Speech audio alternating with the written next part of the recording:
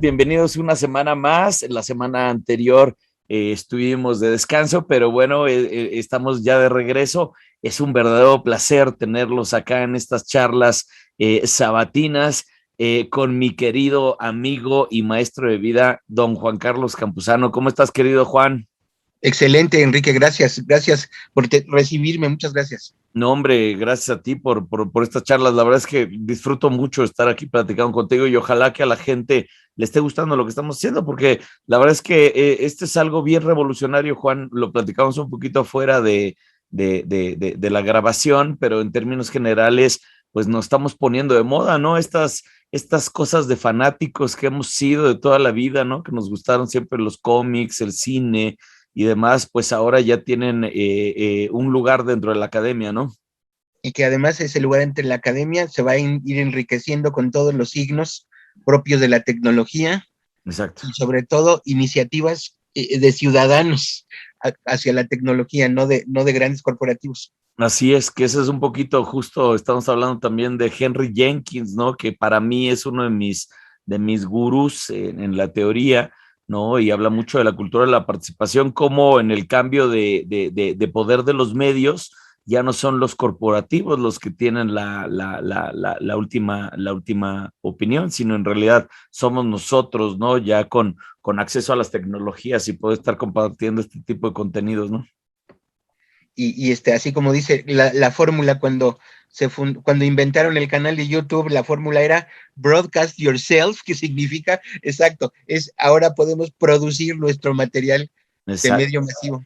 Exacto. Bueno, pues pues vamos a darle porque además tenemos pendiente una cita muy interesante con un personaje que además nos ayuda muchísimo a anclar una teoría académica, por cierto, ¿no? Que además yo creo que va a revolucionar mucho el mundo de la academia, Juan. No lo vamos a decir en este momento, pero bueno, ya lo hemos dicho en términos generales, pero vamos a analizarla todavía más a fondo porque ahí es donde viene un poco el sustento de todo esto, ¿no? Efectivamente. Bueno, pues entonces vamos a platicar de Blade el día de hoy, ¿no? Y este personaje fundamental, ¿no? Pues para todo lo que está sucediendo en el entretenimiento contemporáneo, porque básicamente es un parteaguas en la historia de la transmedia, ¿no? Creo, Juan.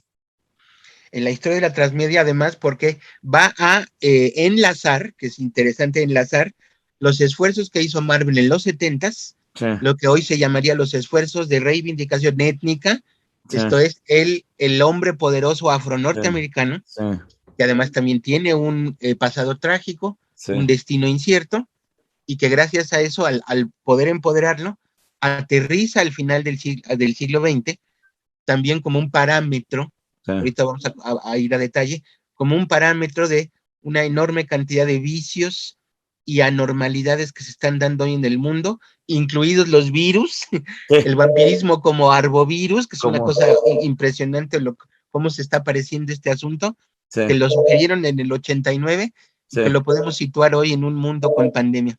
Sigue coqueteando, ¿no? Además, bueno, pues el vampirismo y la pandemia siempre han ido de la mano, ¿no? Inclusive se dice que la madre de Bram Stoker le contaba muchas historias de pandemia precisamente al pequeño Bram cuando estaba en cama. Él estuvo 7 años en cama. Entonces ¿Okay?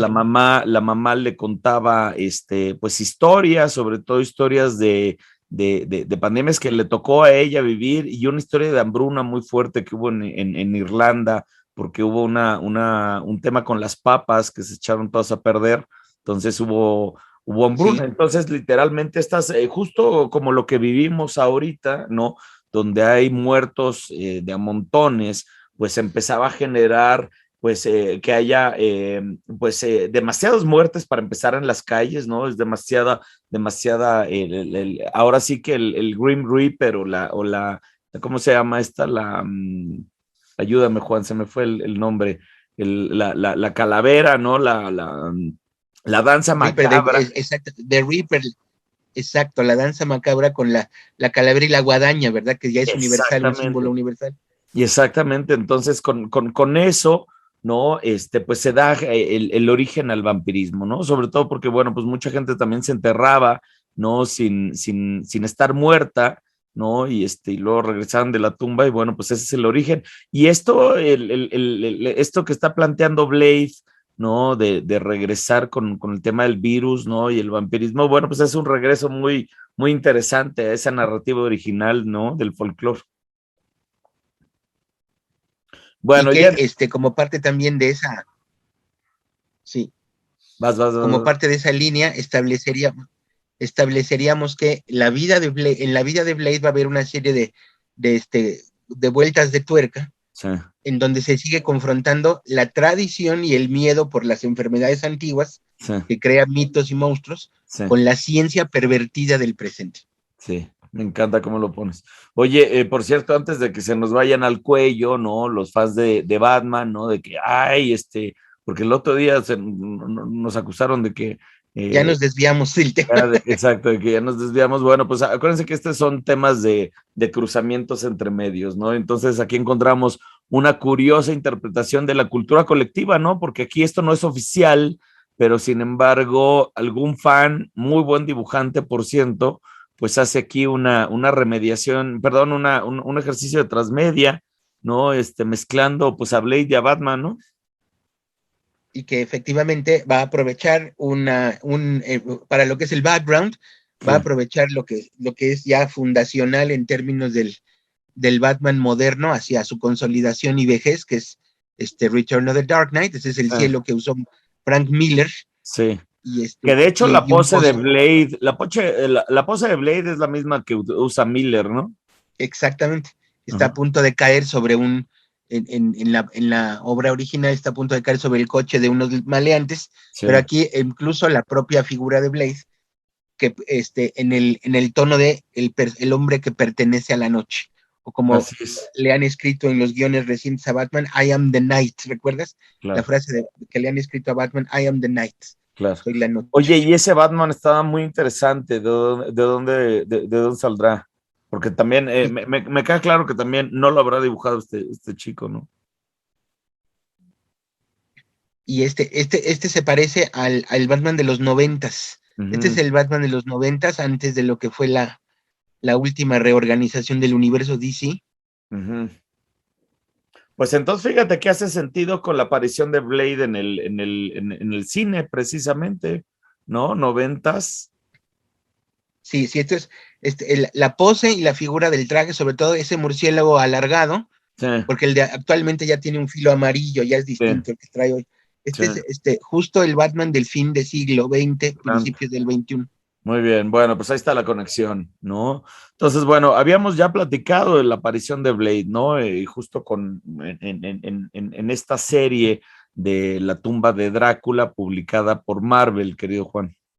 Y que le debemos a Marv Wolfman, el guión básico a Marv Wolfman, en Ujú, el sentido también de que las ramificaciones en torno a Drácula ujú, son ramificaciones que tienen que ver primero con los personajes de origen, como Jonathan Harker, sí, Quincy Harker como sí, heredero de lo que es la cruzada contra los sí, vampiros, sí, y Marvel le agrega entonces la idea de un guerrero solitario, que esa sería la primera lectura de sí, Blade, un guerrero solitario, un guerrero étnico. sí, El maestro Gene Colan, el que fue el dibujante principal de la serie, ujú, estaba comprometido, según dijo en una entrevista, estaba comprometido a final de los 60 con un cómic en el que se abriera la cuestión de la pluralidad étnica y cívica. sí, Él decía, desde una cosa tan sencilla como dibujar una escena donde está la gente viendo a los superhéroes y que en el público debe haber diversidad étnica, ¿no? Él sí, decía que le llamaba la atención como 20 años atrás, cuando ponían una multitud en una viñeta de un cómic de superhéroes, todos eran blancos, flacos y bonitos y guapos.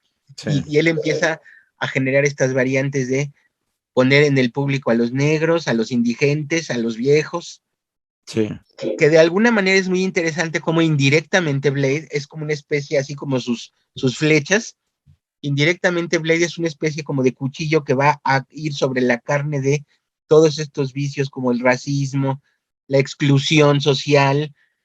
Por ejemplo, Blade se va a enfrentar a muchos tipos de vampiros. La metáfora del vampiro que va a combatir Blade es los vampiros van a ser una metáfora de todas las exclusiones sociales. ujú, Por ejemplo, los indigentes, Sí, las gentes que venden su sangre porque están muertas de hambre y venden la sangre, sí.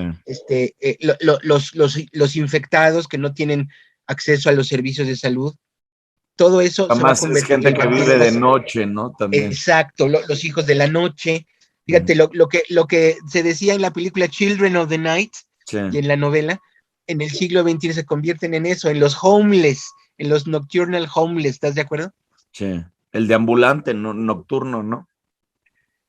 Solo que en Tomb of Drácula no hay una exploración completa de la biografía de Blade, sino que él es una especie de outsider Ajá. que incluso va a tener conflictos con Quincy Harker, ¿recuerdas? Sí, sí, Quincy Harker lo quiere aleccionar, ¿recuerdas? Lo quiere volver sí, un discípulo, sí. y Blade se niega, Dice no quiere Nanay, tener un jefe, ¿te yo voy acuerdas? por mi lado. Exacto, sí. Ujú.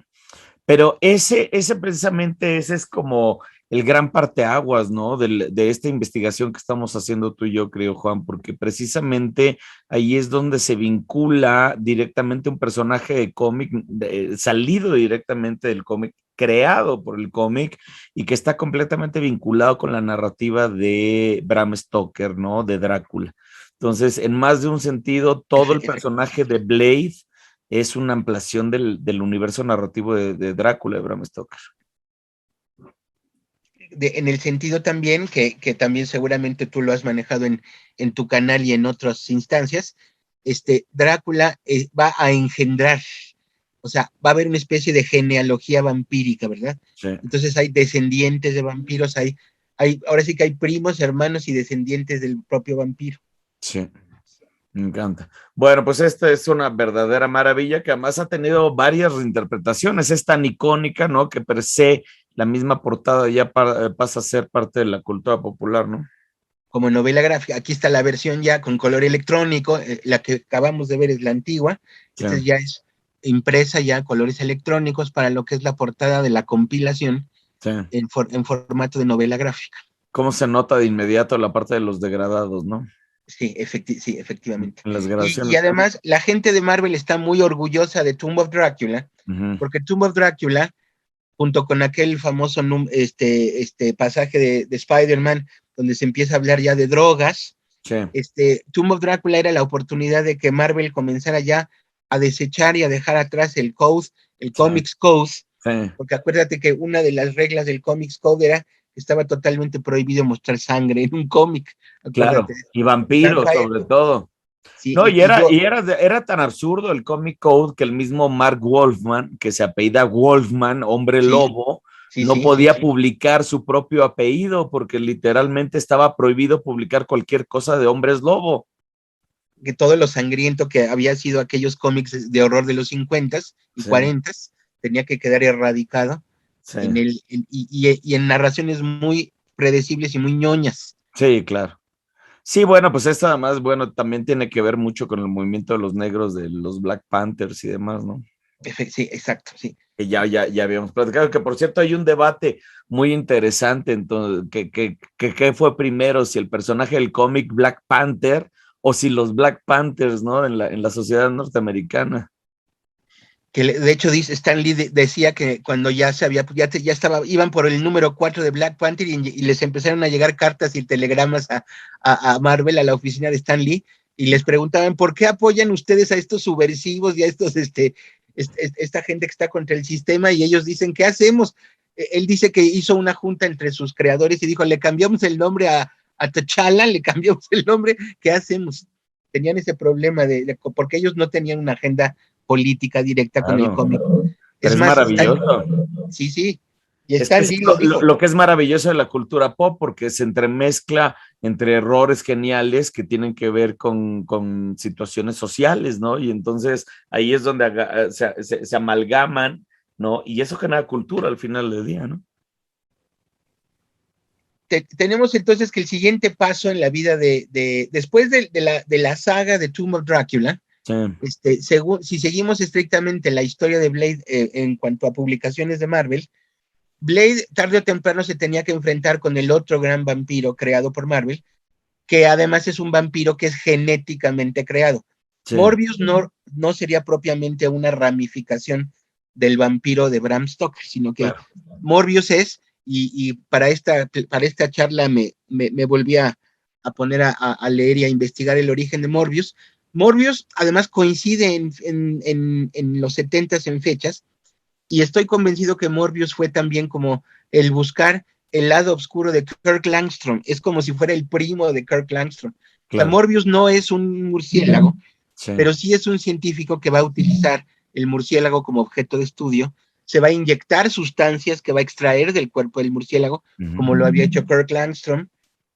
Entonces Morbius es más bien pariente de Man-Bat, Oye, del ese doctor es Kirk justo Langstrom. lo que te iba yo a decir, hablando de espejos, ¿no? Porque Espejos, exacto. DC y Marvel siempre han tenido estas como reacciones, ¿no? Yo tengo este personaje, pues yo tengo este, pues yo tengo este, yo tengo este, ¿no? Pasa con Thanos y pasa con ay, ¿cómo se llama este? Super Darkseid, ¿no? Son como también muy similares, ¿no? Y justo esto me llama mucho la atención como cómo ya encontraste el espejo de Man-Bat, ¿no? Este es el espejo de Man-Bat. Recordarás, en la época también tenemos Swamp Thing de Sí, DC, sí, y Marvel creó The Man-Thing, que también era como criatura hecha con fango sí, como entre molusco y ser humano también. sí, Sí, y entre la competencia y entre el reflejo, porque también al transcurrir los 70 hubo muchos cambios de dibujantes y creadores que iban saltando de una empresa a otra. sí, Por lo tanto, era también lógico que hubiera resonancias y reflejos de por supuesto. personajes. Sí, y ahí es donde hay estas amalgamas, ¿no? En la biografía ficticia de Blade, entonces, después de que obviamente Blade nace de esta mutación porque su madre al dar a luz es mordida por Deacon Frost, Sí, él es propiamente un mutante que tiene una enzima especial que lo hace inmune a la mordida del vampiro, sí, pero en la biografía ficticia de Marvel, el siguiente gran momento en la vida de Blade, que le va a cambiar su estructura molecular y lo va a hacer más fuerte, va a ser su enfrentamiento con Morbius. Morbius lo muerde y hace que su organismo sea todavía más resistente a los seres de la noche, a las criaturas de la noche. qué maravilla. Oye, pues esto se acaba de convertir en una invitación para hablar de Morbius próximamente, porque además, Y, pues ya también viene a cine, entonces la expansión de los relatos sigue creciendo y sigue brincando a otros medios, ¿no? y parece que Jared Leto va a ser un Morbius extraordinario. Ya, Está por fin, impresionante. ya que haga algo interesante en Que cine, haga, ¿no? por fin, que haga algo bueno, sí. Porque qué bruto, su Joker es una de las cosas que más vergüenza a mí me da, perdónenme, ya sé que son muy fans de este muchacho, pero a mí me da penita ajena. Venga, y esta es maravillosa, ¿no? Porque aquí ya estamos viendo la interpretación, pues mucho más contemporánea del personaje, ¿no? En estos avances, ¿no?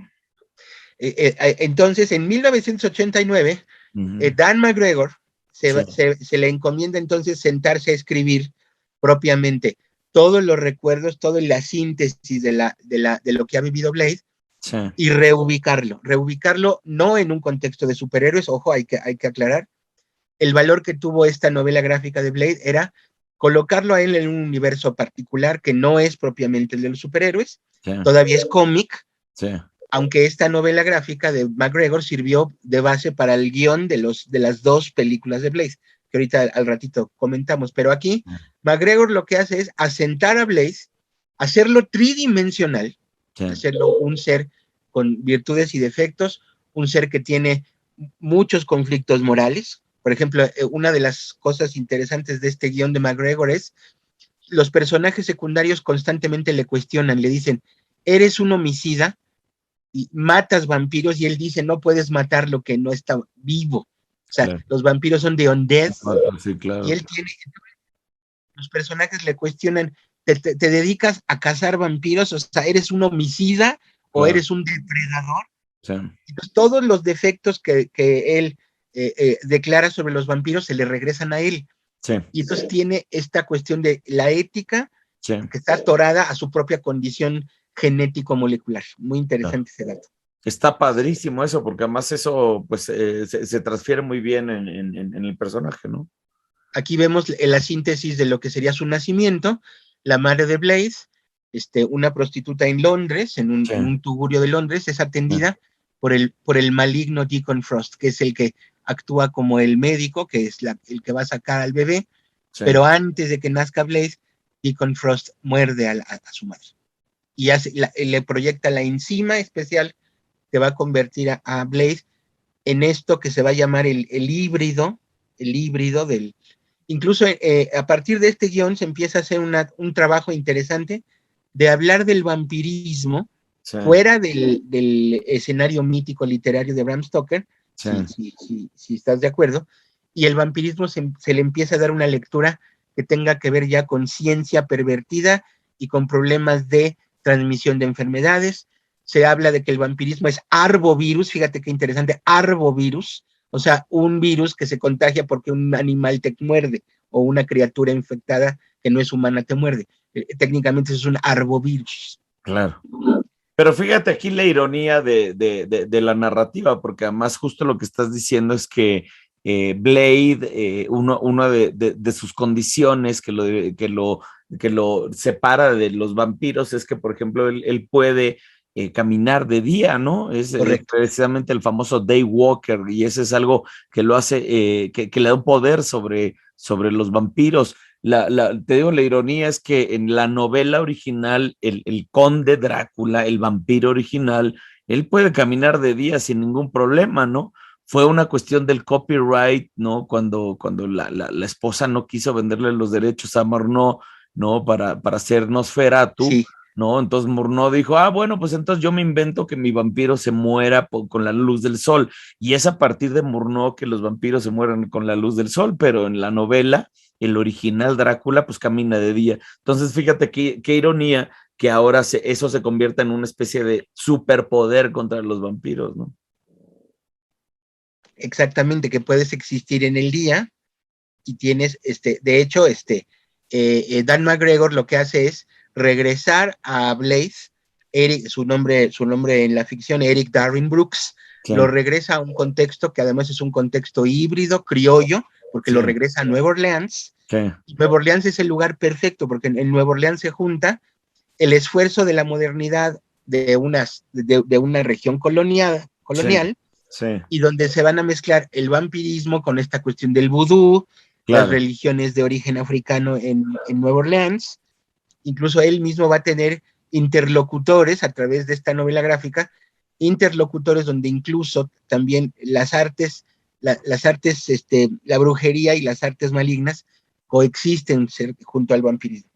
Que fíjate que eso es sumamente interesante porque sin ánimo de adelantar vísperas, pero yo estoy seguro que la ubicación de Nueva Orleans como centro vampírico pues se debe a la novela de Anne Rice de Entrevista con el vampiro, que después de Drácula ha sido la literatura más influyente en el tema del vampirismo en la cultura popular, ¿eh?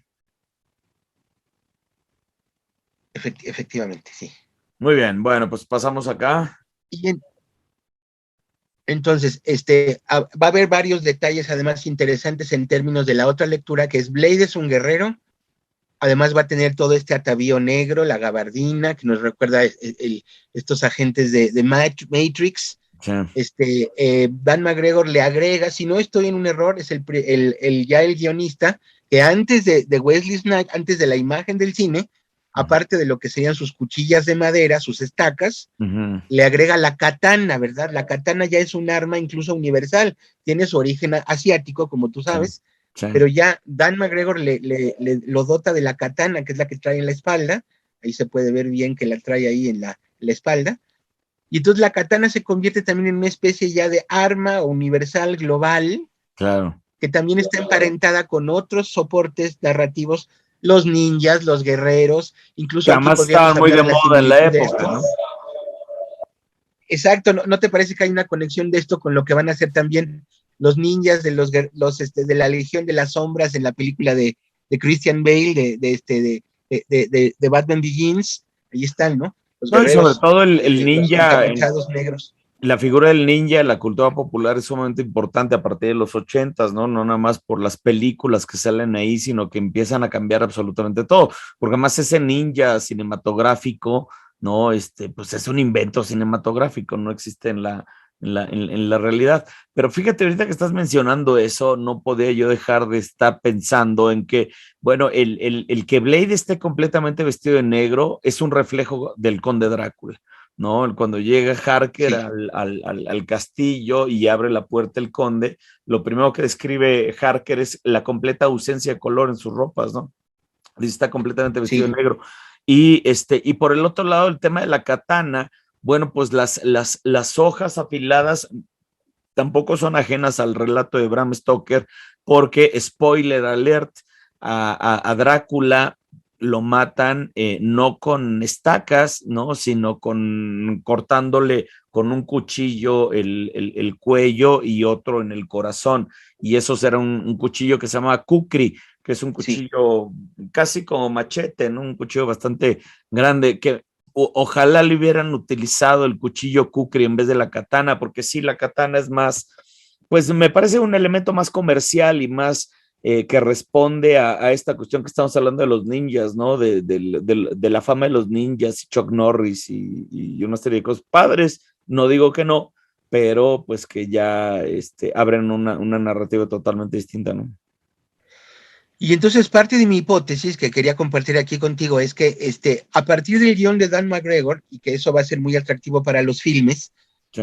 Blade se convierte entonces en una especie como de parámetro étnico misterioso, Uh porque puede existir en el mundo normal, puede existir en un mundo maligno de brujería y puede coexistir con vampiros. -huh. Pero además, el vampiro se convierte en una metáfora social interesantísima. Uh -huh. Los vampiros que van a coexistir y algunos de los que va a combatir Blaze, son la representación de todos los vicios actuales de la sociedad, las enfermedades venéreas, te digo, estos indigentes que van y están muertos de hambre y venden su sangre porque no tienen nada más que vender, Sí. los podridos que están en la calle porque no tienen acceso a Sí. servicios de salud pública. Por Sí. ejemplo, Blade plantea indirectamente un dilema social ético que es, ¿qué haces tú con un adicto que no se puede rehabilitar? O sea, lo matas, si no se puede aliviar y recae constantemente, es una especie de estorbo social, ¿no? El adicto. Sí. Y aquí, en los guiones de Blade posteriores, la sangre se va a poner al mismo nivel que las drogas de diseñador, el crack, por ejemplo, la sangre va a ser algo codiciado. Sí. Eso es una cosa bien interesante que nació a partir de esta novela gráfica. De esta novela. Claro. Y entonces, Blade nos permite descubrir a partir de este guión que no solamente se va a enfrentar así en abstracto a los vampiros, sino que gradualmente nos va a ir presentando vampiros en comunidades, como Sí. si los vampiros formaran gremios, Nichos. guetos, que sería también el otro término, Sí. el gueto, Sí. ¿sí? Incluso en el primer guión de Blade para la película, se va a hablar incluso de agrupaciones de vampiros y hay hasta vampiros de distintas clases sociales, eso es interesantísimo. O Sí. sea, una sociedades secretas de vampiros, Vampíricas. Sí. ¿sí? Que Sí, esa noción viene primero también de Anne Rice, ¿no? De sus crónicas vampíricas, que sí, después fue muy retomada por un juego de rol que se llama Vampire the Masquerade y que correcto. precisamente ponía en la palestra estas sociedades vampíricas underground, ¿no? Que además viven de noche, ¿no? En paralelo a las sociedades humanas y viven mezcladas a las sociedades humanas, que después lo vamos a ver en Blade, ¿no? ¿Te acuerdas? Ahorita llegamos a esa parte, pero el antro, ¿no? Donde los vampiros pues se alimentan, es como esos negocios, ¿no? Que tienen ahí posteriores y justo sale esa noción de este juego de rol que después también y paralelo a Blade se presentó en esta otra película de vampiros con Kate Beckinsale que se llama Underworld. Underworld, sí, Que exacto, ahí con Kate plantea Beckinsale, sí. precisamente esa sociedad de vampiros contra los licántropos, ¿no? Y nada más para terminar esta escena me encantó porque obviamente ese personaje que vemos ahí a mí me recuerda a Man-Bat, ¿verdad? Que yo estoy Totalmente. totalmente ligado al doctor Langstrom, ya como te podrás imaginar. Totalmente, ¿no? Y además, bueno, pues ya vimos que hay un espejo aquí en la misma narrativa de Blade, ¿no? Que es Morbius. Por cierto, si vamos a competir entre Morbius y Mambat, bueno, pues toda la vida Mambat, ¿no? Porque Morbius es un muy Sí, mal diseño de personaje, no han podido hacer nada con él. es un terrible personaje, me parece a nivel visual, a nivel diseño. Y no, y tengo que estar de acuerdo contigo, aunque me duele decirlo porque el diseño de la anatomía de Morbius lo hizo Jill Kane, que yo adoro a Jill Kane, Claro, claro. pero sí es un mal diseño de personaje. Sí. Bueno, regresemos aquí antes de que nos empiecen a aventar estacas. Y la otra cosa interesantísima que hay que plantear también es cómo también va a haber rasgos de lo que serían estas mitologías de los Balcanes Sí. y estas cuestiones yo no conocía el término, pero lo descubrí esta semana que estaba yo investigando, el término Vampire, con D-H, Vampire, que proviene de esta tradición del folclore gitano y eslavo. Y fíjate qué interesante, en la región de los Balcanes se hablaba de que el vampiro, si sobrevivía, el vampiro masculino tenía una vida prolongada sexual y podía regresar con la esposa si no la había matado, o podía engendrar hijos con mujeres vírgenes, y que para la segunda o tercera generación se habla del Vampire con D, y que en lengua antigua albano-búlgara es Shabotnik, algo así, que es Sí, esta especie como de vampiro que ya se ha mezclado con distintos seres humanos y engendra. Y claro. entonces resulta que leí una nota de Marvel que dice que después de la mordida de Morbius, Blade se consolida como un vampire, es un Vampire, vampire. claro. Que es interesante porque esa noción es como mucho de la religión, ¿no? De los demonios que Sí, sí, engendraban con mujeres, ¿no? exacto, y que se lograban estos híbridos que Exacto. existían en dos mundos así paralelos. Muy bien. Y bueno, aquí ya Estos ya entramos son con algo los ya más. layouts, Exacto. las versiones que están preparando. Justo la novela gráfica de Dan McGregor funcionó como referente narrativo para escribir el primer guión de Blaze, donde va a aparecer el señor Wesley Snipes. Lo vemos aquí en versión cómic, Sí. y un retrato juvenil del villano, el gran villano. Se da a conocer entonces que la primera misión, después de Tomb of Drácula, esto es, después de Mark Wolfman, Sí. Dan McGregor nos da a entender que la preocupación, la mortificación principal en la vida de Blade es liquidar a Deacon Frost, o sea, la venganza contra el hombre que mordió a su madre estando a punto de dar a luz. Sí. Digamos que corre en paralelo con su odio a Drácula, ¿no? Porque, bueno, por un lado Correcto. es engendrado en un cómic de Drácula, pero por el otro lado tiene su historia personal con este otro vampiro, ¿no? Que además es sumamente interesante. Yo, el personaje de Deacon Frost, lo disfruté muchísimo en la película, me parece que es algo extraordinario, ¿no? Porque además, bueno, pues recordemos que Blade en más de un sentido es el origen del universo cinematográfico de Marvel, justo el actual, ¿no? O Sí, sea, gracias a esta película es que el MCU hoy por hoy existe. Si Blade no hubiera triunfado, simplemente no hubiera habido un MCU, ¿no? efectivamente. Y ahorita vamos a contar un par de detalles, ahorita más adelante. ¿Qué tiene que ver con eso? Y entonces ahí está, por ejemplo, que es Sí, interesantísimo el rostro de un sí, Deacon Frost sí, ya grande, sí. emparentado con Drácula. Aquí tú eres experto en esto, y está emparentado con Drácula. A mí aquí me enloquece este diseño porque yo no conocía al Deacon Frost de cómic, pero esto, bueno, pues me recuerda más al Conde Drácula original de Bram Stoker que a cualquier otra cosa, ¿no? De hecho, salvo por la barba de chivo, ¿no? Podríamos decir que es el Conde Drácula, tal cual, sobre todo en la imagen de la derecha. Sí, efectivamente.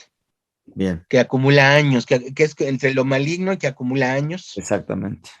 Entonces, es como si el asunto de la katana, que fuera agregarle al arsenal de Blade, no sé si estés de acuerdo, agregarle al arsenal de Blade estos signos de la cultura. Por ejemplo, los expertos en semiótica nos dirían, los signos de la cultura que en la globalidad en que estamos viviendo Sí, establece que se hace más fuerte un personaje, y esto también es transmediático, sí, se hace más poderoso un personaje mientras más signos de culturas diversas acumula, sí, ¿verdad? sí, Que podría ser desde partiendo de Transilvania, sí, Hungría, Rumanía, hasta empezarle a agregar cosas de ninja, cosas claro, asiáticas, la claro, brujería de Nueva Orleans. claro. ¿Sí? Es como si Blaze fuera un personaje que se va a ir cargando la semiótica lo diría, cargándose de signos de poder de distintas culturas. Aquí lo que estamos viendo es algo muy interesante porque aquí el director, ¿no? Hace un énfasis en la katana, ¿no? Sí. ¿No? Metiéndola como un elemento muy interesante. Y eso pues no viene del cómic, ¿no? Y ahí es precisamente donde ya empezamos a entender el personaje de Blade, bueno, pues ya con una katana, ya forma parte de su arsenal indiscutible, ¿no? Que además lo va a colocar precisamente en un periodo en el que los personajes que van a tener éxito en la pantalla, que tienen una génesis de superhéroe, pero que no aguantan, eso Marvel lo comprobó. Los personajes con sus colores primarios de la página del cómic no pueden sobrevivir con el mismo cromatismo en la pantalla. Por eso es que los héroes que triunfaron en pantalla y las buenas películas tienen sus trajes neutros o sus trajes negros. Claro. Ejemplo, ahí están los X-Men. Los X-Men todos se les pusieron trajes de cuero negro, ¿recuerdas ese dato? Hasta el chiste del spandex amarillo, ¿no? Eso, a eso iba, en eso estaba pensando, cuando se suben a la nave y entonces se queja, Wolverine se queja de por qué me pusieron esta chamarra, y entonces Scott le dice, ¿qué querías? ¿Spandex amarillo? Ese es el chiste fundacional ya de... Eso es lo que buscabas. Sí, bueno, y ahí precisamente es donde Marvel encuentra sus ganchos con la audiencia, porque el que no se tome tan en serio esas transmedialidades, ¿no? El que se autorreferencie y se haga burla, ¿no? De sí mismo, pues es algo que engancha mucho con la audiencia, ¿no? Efectivamente. Entonces, para entonces hacer poderoso al personaje de Blade, y lo encarna perfecto este actor que es Wesley Snipes, que estaba perfecto para el papel. Exactamente, ¿no? Un impecable casting, ¿no? Porque además, se le agrega a la estética del personaje lo racial, sí, la cuestión de que es un guerrero afro-norteamericano. Sí. Es muy significativo, por ejemplo, en las escenas donde está como con el chaleco, se le ven los brazos, que además es este hombre que también ha sido entrenado para la lucha, que es en parte un entrenamiento científico y en parte un entrenamiento ritual. O sea, sí, el personaje afro-norteamericano está en medio de dos mundos, sí, lo que es fascinante. Que ese es muy Van Helsing, ¿no? Ese es muy de la herencia de Van Helsing, ¿no? Porque sí, Van Helsing tiene la parte de lo sobrenatural más la parte de lo científico, ¿no? Y obviamente, para que sea atractivo a la pantalla, lo convierten en un guerrero experto en artes marciales, todas las artes marciales que te puedas imaginar, yeah, que es como artes marciales mezcladas con la cultura ninja. Claro. Volvemos a este asunto de el amalgama transmediático y los signos de la cultura múltiples. Que además resulta ser una especie como de primo de Snake Eyes, de G.I. Joe, ¿no? Sí, guerrero ninja completamente convertido de negro, ¿no? Efectivamente, sí. Que también tiene que ver con estas agrupaciones de guerreros, algunos paramilitares, otros que son mercenarios, que esa es sí, otra figura muy atractiva, ¿estás de acuerdo? Muy atractiva a final del siglo XX, el mercenario como héroe. Totalmente. Sí, bueno, y eso llevado sobre todo a la pantalla con actores como Schwarzenegger o Stallone, ¿no? Que además exacerbaban mucho eso, pues todavía apuntalaban más esa idea, ¿no? Exacto. Bien. Y entonces, un detalle que es extraordinario también resulta que Blade, ya en los filmes y en los guiones de las películas, nos va a dar a conocer que en el mundo que va a vivir Blade, la sangre no solamente es un material codiciado, la sangre, incluso en los guiones de Blade y hasta Blade 2, nos dan a conocer la existencia de un consorcio europeo, es como la traducción del control de sustancias en la Unión Europea, lo que llaman el European Health Consortium, y lo primero que le dicen a Blade, nos encargamos de monitorear la cantidad de sangre saludable que tiene el continente europeo, la sangre es codiciada, sí, y Blade se va a meter a una serie de antros y tugurios donde va a haber, y literalmente cito lo que dice el guión de la película, se les llama los plasma socials, fíjate qué genial, plasma socials, sí, donde todos los del antro de repente se encienden unos aspersores y se bañan de sangre así. Sí. Y él es cuando llega como diciendo, aquí se acabó la fiesta, ¿no? Como este es el principio de Blade 2. Esa más moneda de cambio, ¿no? Sí, exacto, moneda de cambio, Sí, pero además él mismo se va a convertir también en una especie de probe, de parámetro, sí, donde a través de lo que él conoce de agrupaciones que acumulan sangre, por un lado, agrupaciones que van a medir la cuestión de cómo la sangre altera a la sociedad, ¿sí? Como si la sangre fuera una droga también. sí. Y luego él va a dar a conocer distintas agrupaciones de vampiros, ¿sí? De distintas edades, de distintos backgrounds, ¿sí? Y entonces él es el eje y se convierte también él en un cronista de Claro, un montón de lo que serían las enfermedades sociales también. claro. Es muy interesante. Otra Él, vez él va, el coqueteo es indudable con las narrativas de Vampire, de Masquerade en juego de rol. Que además, bueno, también creció porque no nada más se hizo juego de rol, también hicieron serie de televisión además, nada más que ya como franquicia ya no se estableció como tal, más bien ha inspirado otras cosas como esto que estamos hablando, ¿no? Pero no, ya es muy interesante como ya no siguió Vampire de Masquerade.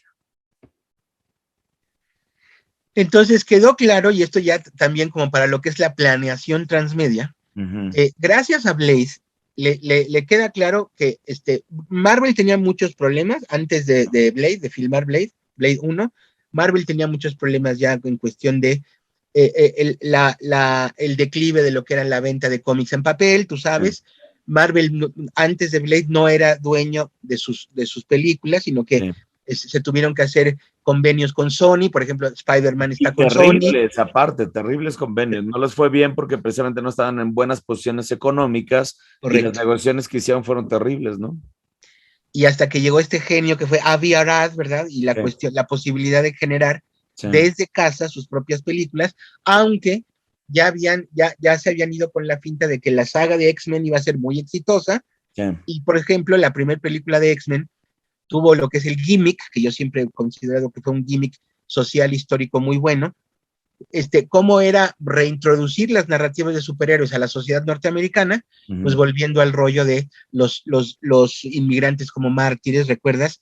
sí, Los campos de concentración, o sea, volver a la cuestión de los inmigrantes y los que estuvieron encerrados por los nazis, que le funcionó perfecto para meter al personaje de Magneto, sí, que ya los trajes, además de los X-Men en la primera película, le da la pauta a Marvel para establecerse como cuáles serían las reglas del filme de superhéroes de fin de siglo XX. Por ejemplo, que los superhéroes lleven trajes negros, trajes de cuero, quitar toda referencia a los amarillos, rojos y de los superhéroes sí. tradicionales. Entonces, Descomicalizarlos. exactamente, quitarles el rasgo de colores primarios de la Sí, historieta sí.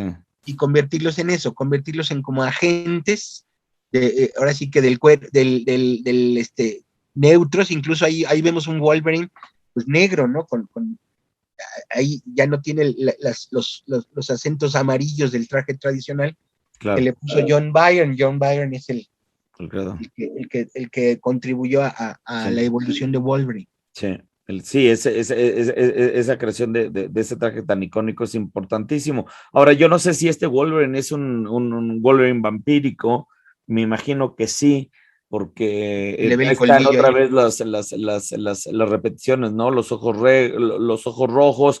Claro, en el cómic a veces se le pinta con colmillos, porque bueno, pues al final del día es una bestia, ¿no? Es Sí, sí, animalista, ¿no? exacto. Entonces, pero bueno, yo creo que por el contexto de estar con Blade y la luna llena de atrás, debe ser alguna especie de crossover de él como figura vampírica. Y entonces Blade, como producto cinematográfico, le da a Marvel precisamente la clave de hacia dónde dirigirse, cómo producir, Sí, cuáles son los equilibrios sí, que requiere la película de superhéroes. sí, Blade entonces consolida ya una oficina específica de Marvel, o sea, Marvel Studios sí. surge directamente del éxito de Blade, Así es, así como lo acabas de poner. como parte de nuestra hipótesis de investigación, que Sí, indirectamente y haciendo, claro, un arco temporal bastante alargado, sí, ¿sí? La cuestión es que los asuntos de la novela de Bram Stoker van a estar superviviendo a través de una serie de elementos que van a pasar por el cine de Marvel.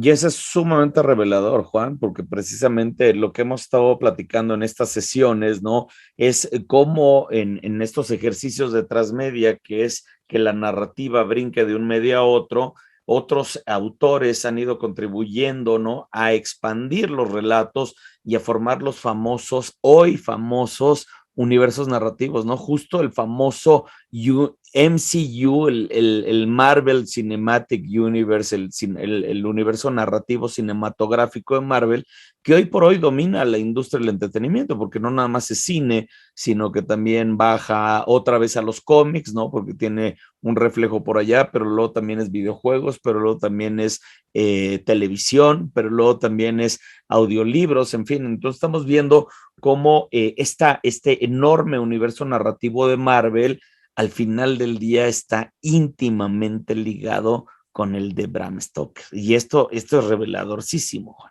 Exactamente. Y es que hay que aprender a encontrar nada más lo que llamaríamos una alargada genealogía, ¿verdad? Porque el común denominador sigue siendo el vampiro. Exactamente. Solo que hay relecturas del vampirismo, como llamar al vampiro. Esto está en el guión de la segunda de Blade. Sí. El vampirismo como arbovirus, fíjate, hablando en un mundo ya de pandemias como el que estamos viviendo ahorita. Sí. Que no es extraño, insisto, el tema del virus y el vampirismo no es extraño, pues está en su origen, ¿no? Esta es una versión que me encanta porque esto es como si la plástica de la ilustración del cartel nos estuviera diciendo, bienvenido Guillermo del Toro con su propia versión de Blade. Sí. Brevemente en otra ocasión había yo mencionado nada más como introducción que cuando los creadores de Blade hablan con Guillermo, lo primero que le habían sugerido es que Blade se enfrentara a una serie de criaturas y vampiros en los canales de los túneles del metro de Nueva York, más o menos. Y lo primero que dijo Guillermo es, no, eso ya lo hice, ya hice Mimic, claro. Eso ya lo hice. Y eso le pone a él un reto creativo para crear entonces otros contextos para los conflictos de Blade con los vampiros en Blade 2. Claro. Que ahí es donde, bueno, ya abre una narrativa súper interesante porque toma un camino, ahí hace una vuelta literalmente forzada, ¿no? De narrativa y se va a otro lado el tema del vampirismo, ¿no? Exactamente, que ese es también lo que valdría la pena comentar. Ahorita platicaremos. Entonces, bueno, pues aquí entra nuestro adoradísimo y admiradísimo San Guillermo, ¿no? Justo como otro participante en esta línea, ¿no? De artistas que están ayudando a crear nuevas historias que complementan el trabajo de otros, ¿no? Que hay que decir, además, en favor de mi querido Guille, que antes de llegar a Blade, no solamente tuvo claro, por supuesto, en el pasado, gran cantidad de guiños y de experimentaciones personales con lo vampírico, Sí. Pero él ayudó también a romper lo que era la iconografía tradicional cinematográfica del vampiro, Sí. porque él, al planear Cronos de 1993, está creando precisamente un tipo, lo que ellos llaman el offbeat vampire, o sea, un vampiro que nada tiene que ver ni con Bela Lugosi ni con Germán Robles, sino un vampiro atípico, un vampiro involuntario que es propiamente la víctima de Cronos, interpretada por el actor argentino Federico Lupi, que se convierte en una persona adicta a la sangre, pero por razones totalmente distintas al vampirismo tradicional. Por eso Cronos es esencial en el origen del cine creativo de Guillermo del Toro, y es el antecedente a esto. Sensacional. Y hablando, bueno, pues hablando de antecedentes. Ahí está, el pequeño Guillermo experimentando, él dice, experimentando en mi primera víctima, dice ahí en su autobiografía, experimentando con su primera víctima, y este es el primer testimonio de su alter ego vampírico. Me encanta, ahí están, exacto, las viejas conexiones que nos encanta encontrar por acá, ¿no? Y este es el diseño, cuando Guillermo del Toro va a redactar y a dibujar estos enormes libros que son como libro de amanuense, ¿no? Tiene son amanuenses, como los libros del laberinto del fauno, que son libros que parecen hechos por en los monasterios medievales, ¿no? Por eso son es acercarte es lo más cercano a ver cómo funciona su cerebro. Efectivamente. la redacción manual, la propia escritura, Sí. y los primeros bocetos de que es, pues a mí No, me impresiona mucho pero ya forma parte de otro ser, ¿verdad? Es como si el vampirismo da otro giro ahí está el hacia vuelta una de nueva tuerca, claro, sí, de generación de seres. claro. No, bueno, y es súper interesante porque estas bocetos que siempre hace él para cualquiera de sus producciones se han convertido además en un objeto de deseo. Ya alguien debería estar publicándolas, pero ya como coleccionables, porque qué bruto, o sea, es un testimonio muy importante de cómo funciona una mente creativa muy interesante, ¿no? Y que por cierto, ya los exhibió en el tour que hizo de esa exposición de En mi casa con mis monstruos, y, Es sí, fantástico. aparecen los bustos de estos personajes ahí como muebles en su estudio ahí, muy Eh, interesante. me encanta. Y bueno, pues aquí tenés una pregunta, ¿no?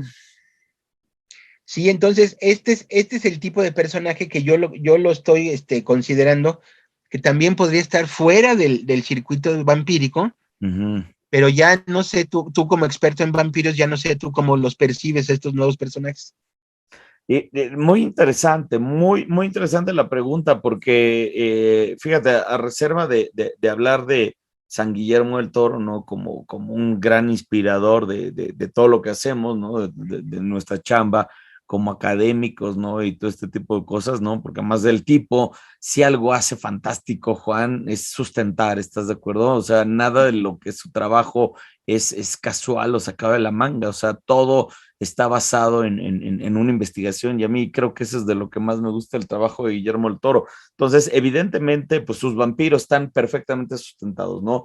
Al grado que además ha abierto unas nuevas ramificaciones que ahorita vamos a hablar, ¿no? A mí en lo particular, voy a hablar en lo personal, no es mi tipo de vampiro favorito, ¿no? Porque mi vampiro favorito es el vampiro diabólico, el vampiro que no tiene que ver con un tema de enfermedad, ¿no? Eso es lo De que acuerdo, siempre te digo, ¿no? de El, acuerdo. el vampiro, sobre todo como ahorita se entiende en la cultura popular, ¿no? Es lo que te digo, es de tú las traes, ¿no? Ya te lo contagié yo y entonces ahora ya eres vampiro, ¿no? Entonces, no hay este tema de la posesión, no hay este tema de la maldad, ¿no? Implícita. Hoy por hoy además se vienen como también amalgamando con la figura del zombie, porque si te fijas, muchos de estos vampiros que son de contagio, ¿no? Tienen mucha similitud con el zombie, por ejemplo, el de Zack Snyder, ¿no? Que también, pues es un muerto viviente que por contagio, ¿no? También ataca. Entonces, ya son estas grandes comunidades, ¿no? Virulentas, ¿no? Que además terminan en algo, por esta marabunta humana ¿cómo se llamaba esta? Worldwide Sea, ¿no? La de Brad Pitt, ¿no? Que son millones y millones de zombies atacando, ¿no? Es un poco ese tema, ¿no? Entonces, ahí yo creo que ya se pierde la magia del relato, sobre todo la magia del Sí, relato original, ¿no? Donde pues tenía que ver esta confrontación con el ser humano, con nuestra propia existencia, con nuestra propia muerte, ¿no? Creo que la figura del vampiro no, lo que nos enseñaba era a confrontarnos, ¿no? Con este ser que vamos a hacer después de la muerte. Y ya cuando se convierte en un tema de contagio, pues literalmente es más bien de, bueno, pues ¿qué me tomo para quitármela? Y un evidentemente antídoto, buscar un antídoto. un antídoto, ¿no? Y se ha despojado completamente de las cuestiones diabólicas, ¿no? Y eso, bueno, pues a mí siempre me ha sido muy interesante porque todo lo macabro, todo lo sobrenatural me llama mucho más la atención que una cuestión que una enfermedad, una alergia, ¿no? Porque, bueno, pues si esa es la premisa, si estos están enfermos por un virus, pues ¿qué me tomo ya para acabar ¿cómo se llama? Con la enfermedad. Pero insisto, de todas maneras no están despojados, el vampiro y la enfermedad no están despojados de la narrativa porque el vampiro original, el creado por Bram Stoker, pues es producto de estos contagios, es producto de estas enfermedades, ¿no? Donde la gente moría por cientos y que pues se convertían precisamente en una nueva raza, ¿no? Una nueva raza de muertos, ¿no? Que además eran por montones, ¿no? que además una cosa molesta, que en donde ya se empieza a mezclar, sobre todo para la mente de los más jóvenes, que eso, Sí. no gente experta como tú que tienes años leyendo la novela original, sino para los espectadores y los receptores de la cultura actual. Resulta molesto que el vampiro sea lo mismo que este ser que se le va desbaratando la piel y la carne en la calle, como las películas de zombies. Y luego estas películas que ya son tan burdas y repetitivas, ¿no? El sujeto que sale como Woody Harrelson con la escopeta matando zombies. Que el vampiro termine en eso sí me parece injusto. Eso ya es como una reducción.